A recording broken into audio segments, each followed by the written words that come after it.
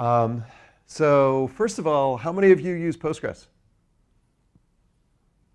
How many of you love vacuum? Yeah, I thought so. So what we're going to talk about is Zheap and the new project that we've got going, driven by EnterpriseDB to create a new storage engine for Postgres that effectively eliminates Zheap. So I'm going to get a little bit into the technical weeds here in terms of how it works and what we're doing and where we're at. Yep. You said it effectively eliminates Zheap. Yep. I'm sorry. Effectively eliminates the need for vacuum. Okay. The need for vacuum. I was like, well, if you're going to get rid of it, I don't need to see the Yeah. Perfect. Sorry about that. So first of all, if any of you don't know who EnterpriseDB is, we're the leading contributor to Postgres, alongside a number of other good contributors in the community.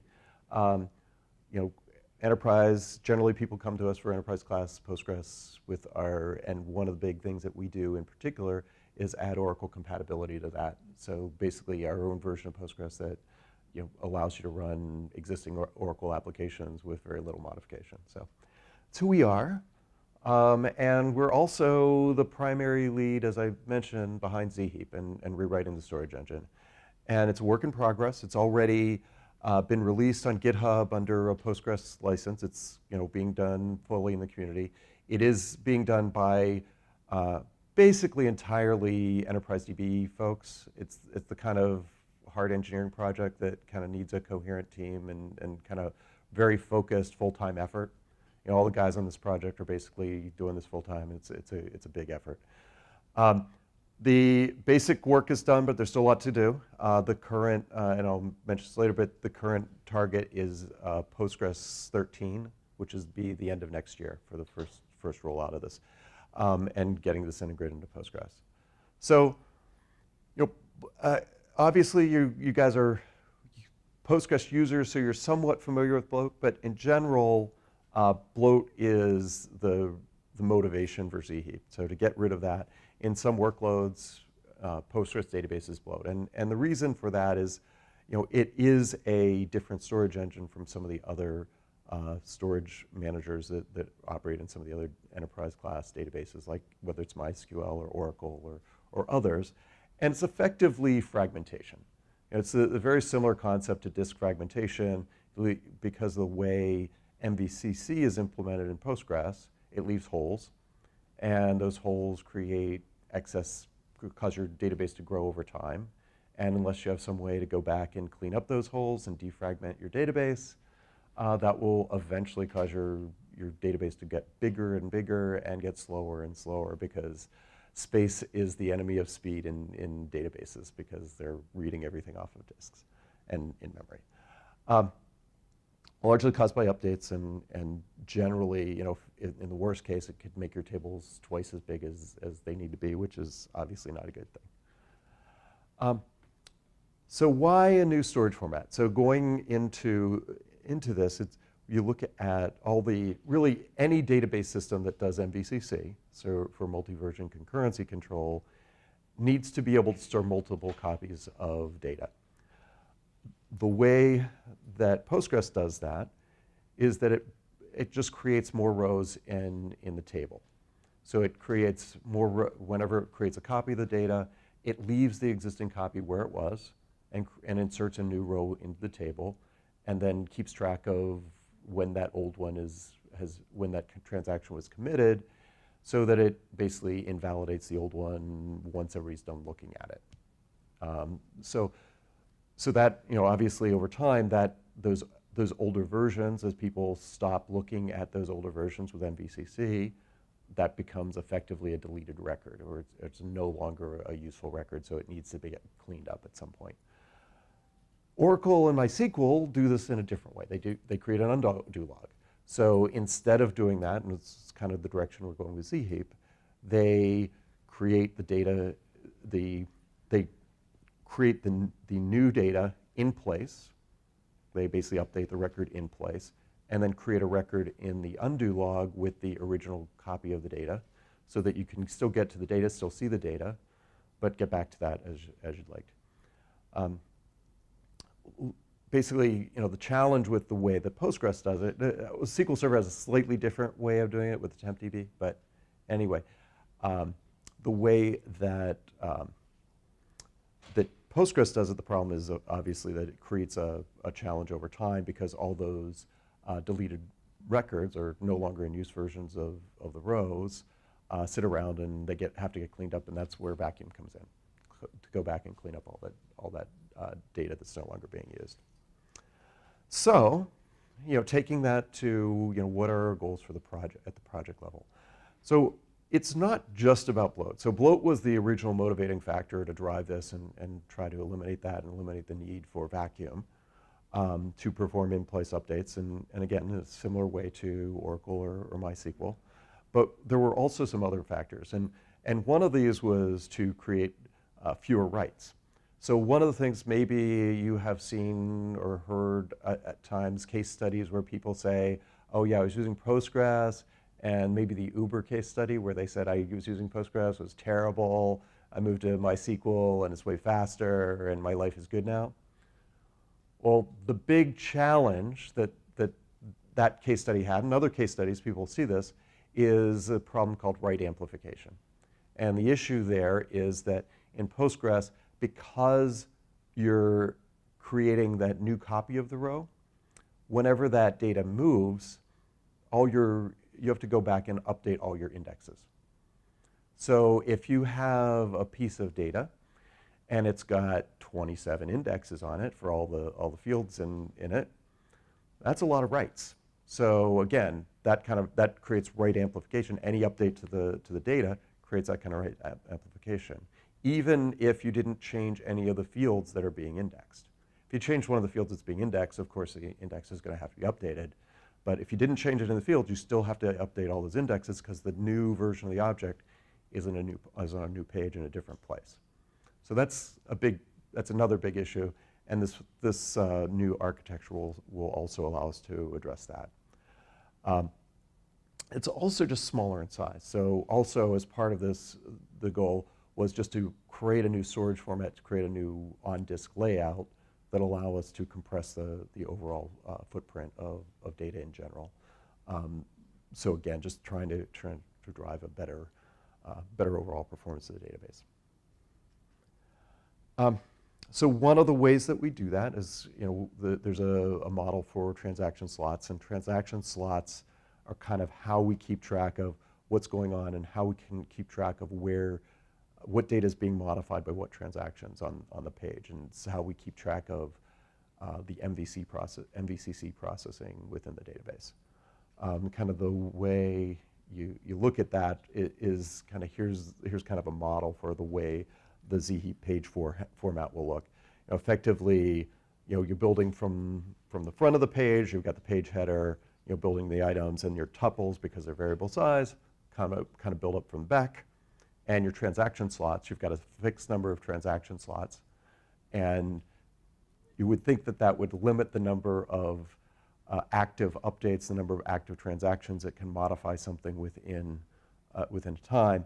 But there's a kind of a special handling for that, specifically to handle that case, which is what I have listed here as a TPD.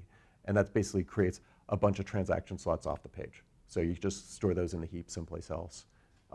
If you overflow the number of transaction slots you have available in the slide,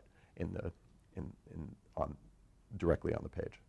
So that's, kind of basic storage structure that the new heap is managing for the page structure. Yep. What is Sure. the relation between the one item and one tuple? Tuple is like in the column, right? The tuple, yeah, no, I'll get into what the actual layout of the tuple itself is because there's header information things. But the item is effectively, it's the pointer. Those are fixed size records that take you to the tuple. The tuples will be variable size because again, depending on the width of the row, what's the data in the row, those can be variable size. The items, it's for fast indexing.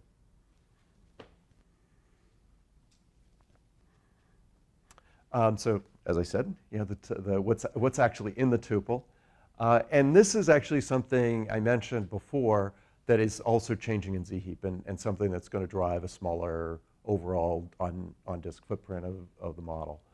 So effectively, the tuple header in the current heap structure is this on the left, and the new Zheap format is what's on the right.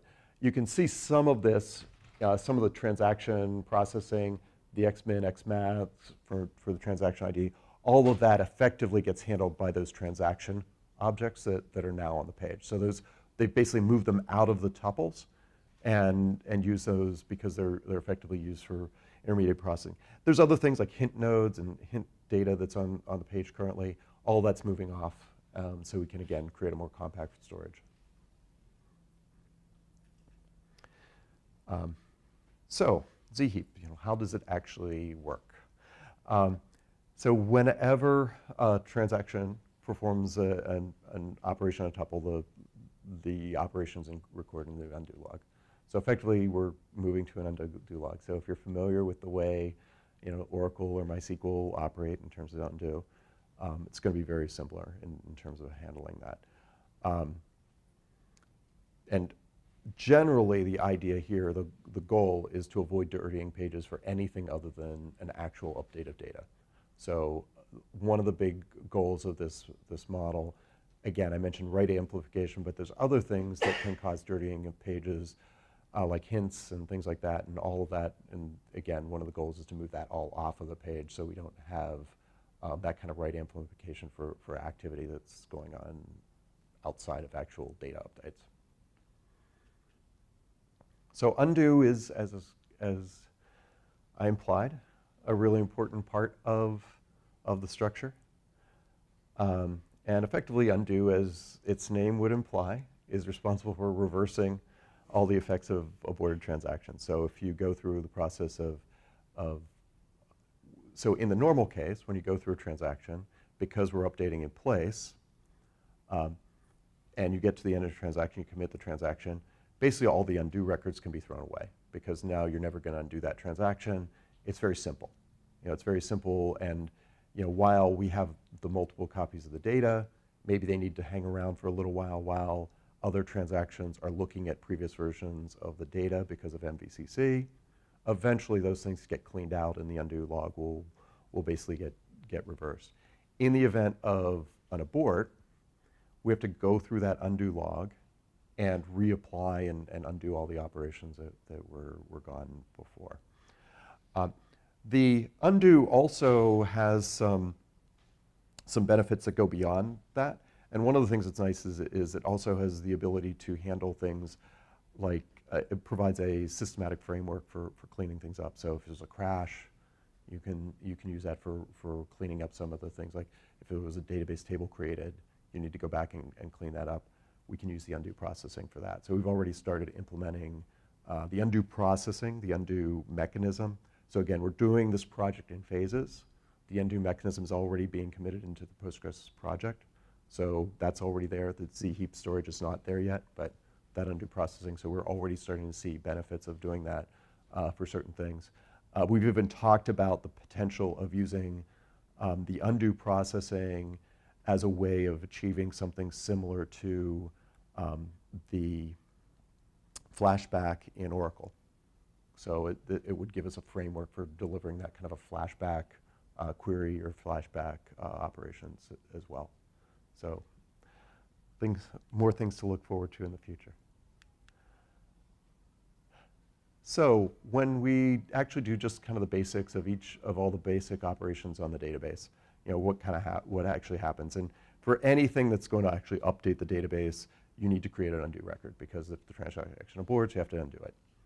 An insert is effectively very similar to the way inserts happen today because you're just writing a new record to a new place. You don't have anything to replace. All you have to do is add the undo processing so that in the case of an abort, you're going to remove that record you just inserted.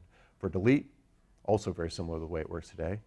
You just need to omit the undo so that you can get it back. So you've basically deleted. You have to run the undo processing to get that row back. For update, it's actually quite a bit different. That's where it gets fun and interesting. So updates can be done in two ways. There's the way that you want it to work in all cases, but won't actually work in all cases, and that's when you want to do an update in place. So that's kind of the simple case. Basically, you place the old row, and you take the data that represents what the data value of the row is today, move that into the undo log, and write the new row in place. So pretty simple, very straightforward, and kind of sets us up for that commit processing where everything's already where it needs to be. You just have to go eventually clean up the undo log for whenever any readers are clear. When the in-place update, there are some places when you can't do an update, what you have to do is instead perform a delete combined with an insert. So that's effectively the way you would process an update. And effectively that puts the new record in a new place, on a new page, because it won't fit on the old page, of course. And you have to emit the undo for both of the delete and the insert operations, of course. Straightforward, but obviously very different than the way it works today. In-place updates, there's some specific reasons why in-place updates can't be done. When the new row is bigger than the old row, so again, because the data can be variable size, there's going to be cases where it just won't fit in the old place, so you have to handle that. Or some cases when an index column is being updated, we have to do that. There's also, are you folks familiar with hot updates? So hot updates is a feature in Postgres today. And hot is heap only tuple. So it's a tuple that only exists in the heap, and so it gives you the ability to update in place, but it has some significant limitations. It can't be involved in any index changes, so that limits the times you can use it, and there has to be space in the page for the new row, which again, the space in the page for the new row is similar to the requirement for the new in-place update, but there's more flexibility in the new in-place model for making space for the new row than there is in the hot processing in Postgres today. So in-place is even better, both because it can handle the index changes and also because it can handle more cases where it can actually put the data in updates in place. Okay. Undo chains. So effectively what goes on, we've got this undo log, but how do I find, if I abort a transaction, how do I find all the data that I have to go back and take care of, or that I can clean up in the case of a commit? Each undo record effectively knows, it basically keeps track of where the previous update was from that transaction. So this is then kind of the way you can think about it kind of visually. So if you're looking at an update to a couple of pages here, you insert the page, that's pretty straightforward, so you get something that's an undo log. You do an update on that same page where you're just changing the value. So update table to set the C2 value. And that creates the new record there, and then it creates a link back within the undo log so you can find the next one. So you basically, when you're processing the undo log, you process it from the latest to the oldest, but you're just walking those chains. And then and so on. So it keeps going, and obviously with the second page, there's no chain because there's only one update on that page. So you'll just, whenever you undo that page, you will just update that record.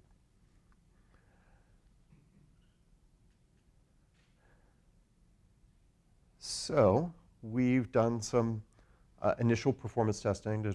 So as I mentioned, this system is up and running now. So we've got the ability to, it is up in GitHub, and we've started doing some analysis of how this compares both in terms of performance, in terms of processing, in terms of speed, and also in terms of how it impacts the size. We did using just the basic PG bench. If you're not familiar with that, it's basic core benchmark. We did a simple basically initialized the data set with a scale factor of 1,000, if you're familiar with it, and then did a simple update test, which is effectively one update, one select, and one insert. So just repeatedly hammering the database with very simple workload. Machines, it's probably not terribly exciting, but it's just a basic Intel machine. And just a few of the parameters there. And this is basically the results that we've seen. So the focus of the graphs is not actually the performance. This is actually the space. So just to be clear what we're showing you here. So the initial size of the accounts, first of all, you can see we ran the test first with 8 clients and then with 64 clients. Client operations bang into the database with those simple transactions. This is the heap is effectively the current model for Postgres, what it's doing. And this shows you that as it runs for the time indicated, basically in the heap case, it grows. So the initial size, I mentioned before that we are also seeing benefits just because we're compacting everything. We're making the storage format more compact because of the restructuring of the way the pages are actually laid out. So the initial database size in Zheap is actually 11 gigabyte versus 13 gigabyte. So you get some nice savings, not massive savings just from that, which is to be expected because most of the data in the database, whether it's the old heap or the new heap, it's going to be mostly your data that's going to be stored there. And when you deal with larger record size, this is a fairly small record size, so probably that's even maybe a little bit more impactful than you might think in real world. Yep. Do you count the logs in that size? The undo log and the redo log? Yep. So the database size. The overall Plus data. the log size. Yep. Right? Yep. It's total size. Yeah.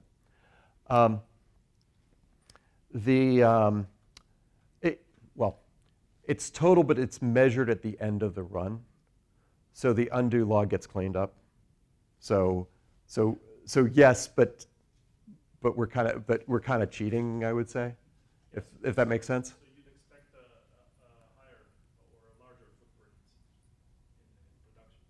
in production? During active workload, because you'll have the space used for the undo log, right? Because this is at the end of we're measuring at the end of the run. You're right. Yep. What we see then is when you look at over time, the 8 client grows to 19 gigabytes over time, and whether you're 30, 40 minutes, whatever it is, it stays pretty stable there with 8 clients. With 64, what we're seeing is even greater, growing up to 26 gigabytes. So effectively, what you're seeing here is bloat, because that's effectively we've got that many clients hitting the database, doing inserts, updates, and that's in terms of the actual on-disk size. You're seeing the impact of bloat, and as we had hoped, in the case of Zheap, you were not seeing the impact of bloat, so it's actually doing what it's supposed to do. So all goodness there.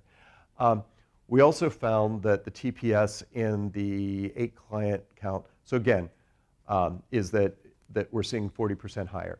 And again, kind of what you'd expect, because most of what the database is doing here is reading data, writing data, and as the database size grows, that's going to impact your performance. It's going to have a direct impact on your performance because we're writing more pages in the case of the bloated heap. So that's kind of, we have seen in some cases that number go up to as much as 100% increase in TPS running under Zheap.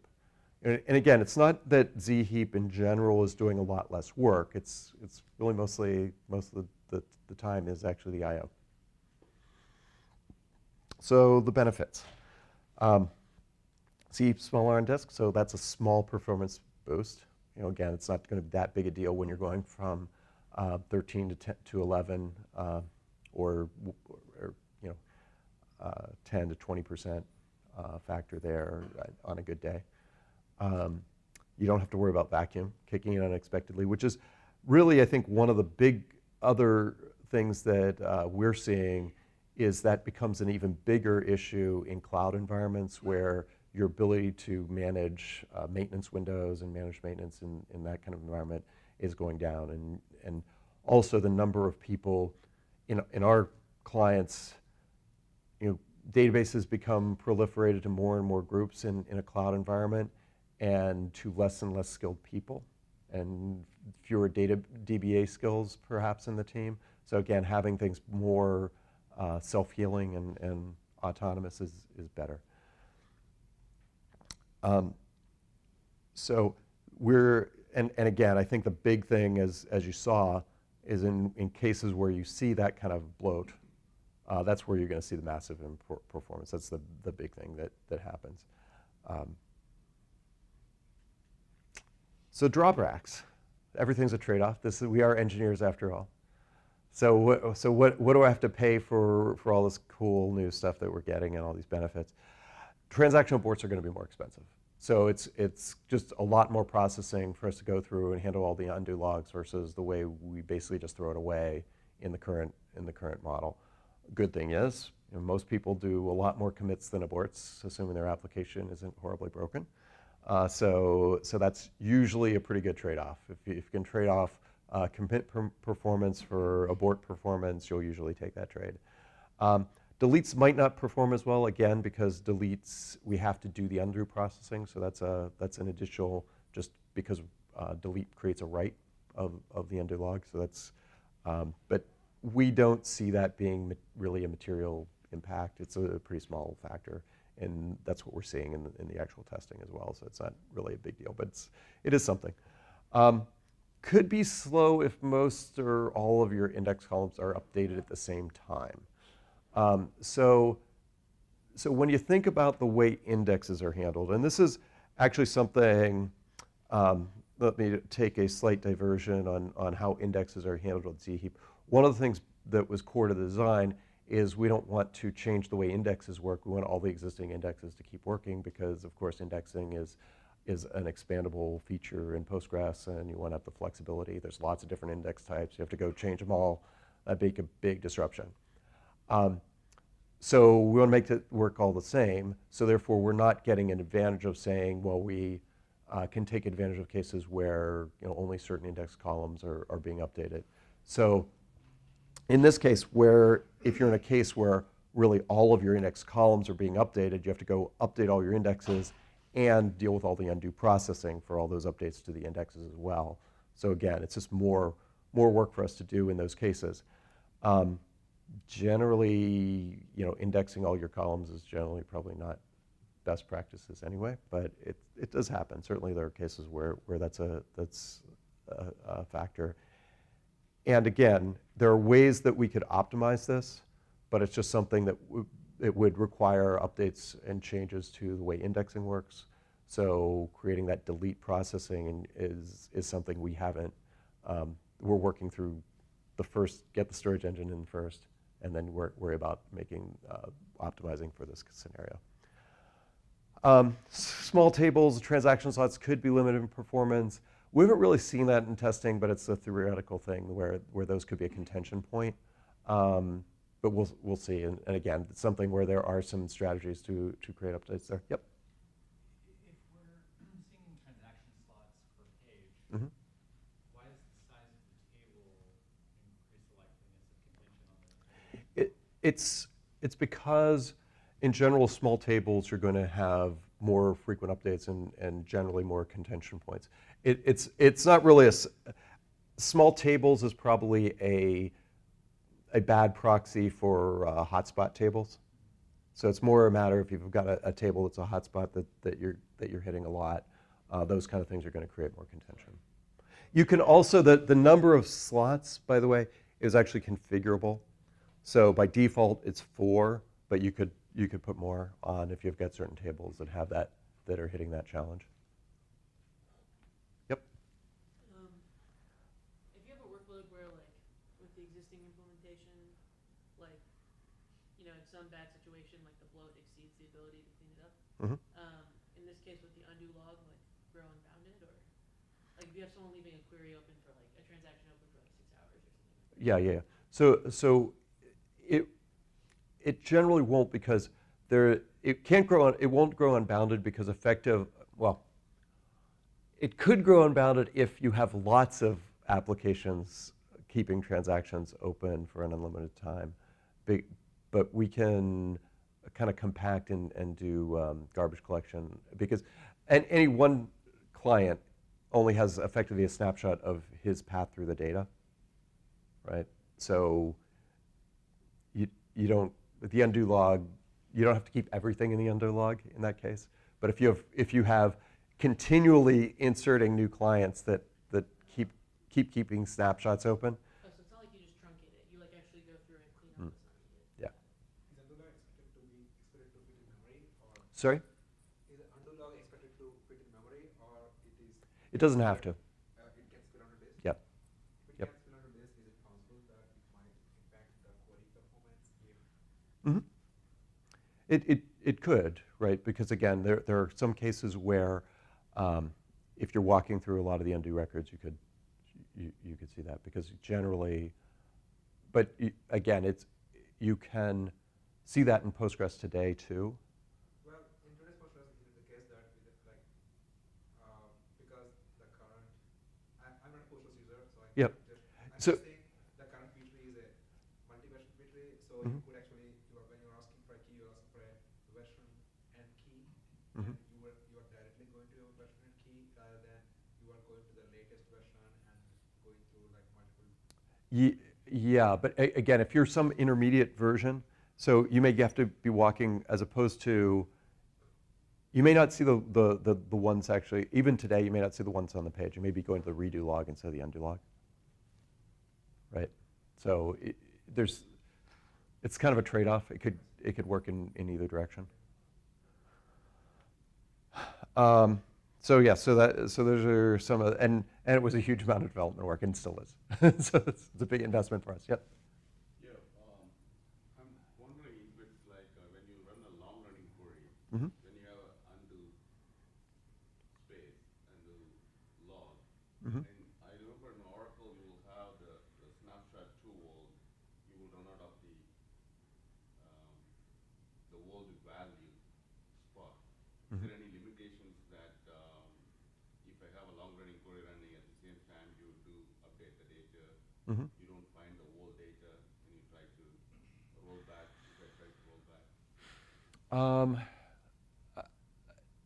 I don't think that's, I don't think so, but I'm not sure. I'm not familiar with that problem in Oracle, so I'm not sure that I'm projecting understanding the right scenario that would cause that.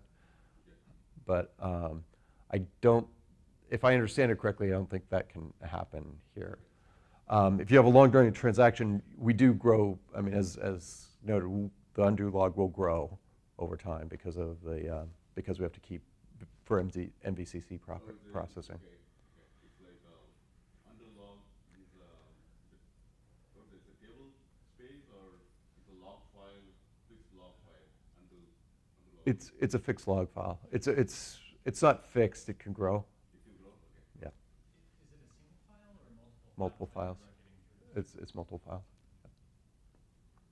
Oh, typically it's like 1 gig file, right? It's like any other. I don't know what I'm not sure. Yeah, I think you're right, but I'm not positive on that. So, as I was mentioning earlier, one of the important precursors to this project was to implement a pluggable storage model.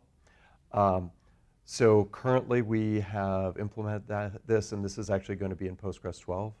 So again, we think it's important to have this in place before we introduce Zheap, so that people can become comfortable with Zheap before they make it the default.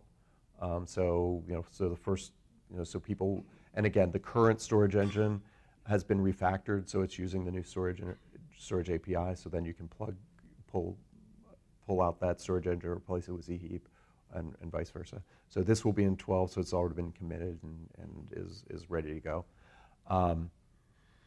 And there's obviously this has benefits that go beyond Just Zheap, because you can have specialized storage engines that can take advantage of it. So something that MySQL's been familiar with for a long time, of course. Some examples, and actually the column store, and actually in-memory column store is something that someone else has already has started developing and is pretty far along with. So, so we're already seeing people that are kind of jumping on board with this new model and approach. You know, you can create just an in-memory storage, an index organized storage, lots of different things you can do once you have the flexibility to have storages have storage pluggable.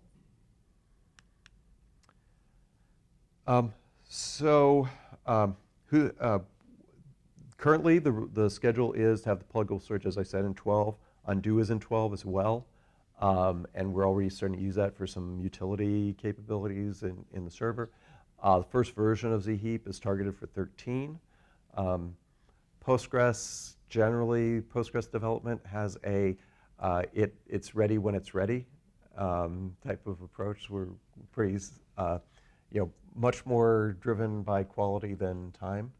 But it is, I say that, but it's driven by time because it's an annual release. It's on a regular cadence, so you'll get a new release every year. But if you miss the bus for that release, it shows up in that next one. I think we're in good shape for 13, but it's not done yet. And there's, even once we get to 13, there's going to still be plenty more to do. You know, as we continue to build that. For example, optimizations around indexing and other things like that, as I mentioned. Development team, I was mentioning this before we actually got started. Really all the core team for Zheap and Undo came out of the EDB group. These guys are all working on this full time, so we're kind of plugging away. That's a big project, and we've been working on it for a few years now, and we'll continue to be working on it until it's done.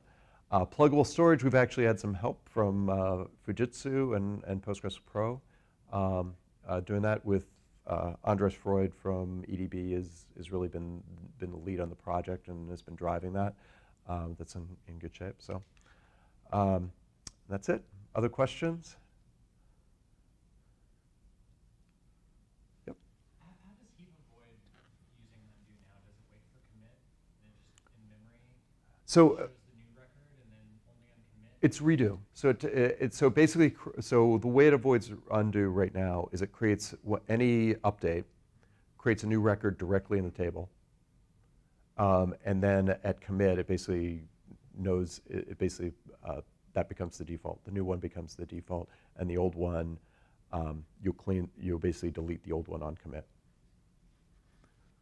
The original, the pre-update.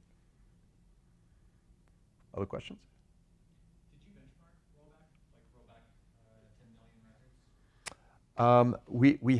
We have been doing that. I don't have the numbers off the top of my head. But just compared to existing Heap versus Zheap, did you see 40 times slower? Or No, 10 times? no.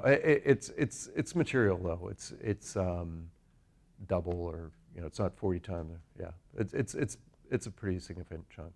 But again, that's something that also I'd say that's also an area that we haven't spent a lot of time optimizing either. Based on where we're currently at in the project. But the rollbacks again. You hope that doesn't happen. It's really the goal is to avoid that. So, other questions? Yep. I think I know the answer to this, but just curious. I have a lot of indexes on my tables, and the vacuuming the indexes takes a significant amount of time, Mhm. usually between 3 and 33 days. That's a lot of time. Well, Sure. a small database is like 27 terabytes, and then Yeah. it goes up from there. Yep. So there's some tables that are 2 terabytes in size. Yep. Which I'm working to get. It's a lot of legacy stuff I inherited. But is the reason that you didn't mention any vacuuming of indexes is because if you don't need to vacuum the heap, the delete or the other actions you're doing that are going along with the undo log just automatically happen in the Yeah. index? Yeah. Yeah. Yeah. So that's so because the records aren't moving around. Basically, indexes are stable unless you're actually changing the values. So you don't create that same kind of churn in the indexes, right? Because currently, as I mentioned, any kind of change in whenever you move the record, which is effectively any update, almost any update, certainly any update involves an index because it's not hot, is going to require that you churn the index. So you're making updates there. So it, again, kind of drives more bloat there as well. Yep. So I'm not like an expert Postgres user, so I'd never heard of the hot updates before. Uh-huh. You're saying that's something you can do now? Oh yeah. It's not something it's something that just happens for you. So it's if you don't put any indexes on a table and you don't change the size of a row, then you can update it without, is that basically the rule? Yeah, it'll update in place.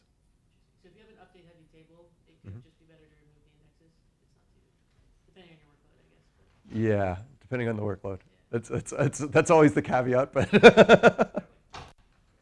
remove indexes. yeah. Yep. So, I think in user perspective and probably when you have the feature in place, you should try to avoid the longer, huge updates Mhm. in the database, right? Because it's not instant rollback. It's going to be you apply Well, transaction from the rollback. It's not a MVVC switch. so you generally, yeah, you would want to avoid aborting transactions where you've updated a ton of data. So yes, that's true. But I mean, the question is, what is your use case where you're planning on aborting a transaction where you've updated a whole? I mean, I could imagine one if you're doing what if scenarios and you're kind of doing some sort of what if scenarios, and then you want to play out the whole sequence and then abort it and revert back. For example, right? Sometimes people run, hey, I update, you run the update, then probably you're updating on millions of rows. Mhm. Then later on you say that, oh, it's something wrong, I need to go back and stop it. Should I stop now or should I let it run? There will be a situation that people will decide, okay, should I kill it or should I let it run to complete, right? Yeah. Typically that would be the case. So that's what his question was like, how long it takes to roll back, just Mhm. in case. Mhm. If it 2 times that time it takes to commit it, to make the transaction, or 3 times or 4 times. Yeah, I don't have the statistics on that yet, but I think in general, what I probably say is that if that's your model, there's probably you want to think about a different way of doing that, right? You want to do periodic commits through that. I mean, I understand there are reasons why you might want all that to be atomic, but that's generally systems I've seen, that's pretty rare. If you're just doing a massive data load, you probably want to be doing periodic commits so that you don't create yourself that kind of a big backlog anyway. Still the DDL call will be transaction, could be transaction. Some of the Yep. DDLs are transactions, still you will retain the same features. Right? Yep. Anything else? Okay. I'll just put a final plug. We're having our conference, so obviously you're all conference people. So we're having our conference, and next month we're actually having Tim Berners-Lee as our keynote. So if you want to check out Boston, it will be cooler than here, and in the summertime that can be a feature. So I like the heat myself, so it's nice to be down here. But Tim Berners-Lee, we're pretty excited to have him presenting for our keynote. So that's it. Postgres Vision something put on by EDB, yeah. Okay. Yeah, and in general, just as an aside, generally, Postgres Vision, we try to do a lot of user stories. We try to get a lot of customers presenting and talking about what they're doing with Postgres, as opposed to talks. Well, we do talks like the one I just gave as well, but it's not entirely that. Whereas in my experience, most Postgres conferences you go to, it's all this stuff. It's all in the weeds. Usually with people more in the weeds than me. So this one we tend to try to get a little bit out of the weeds and more talk about the use cases and what people are actually solving, problems they're trying to solve. So it's just as an aside. Cool. Thanks a lot.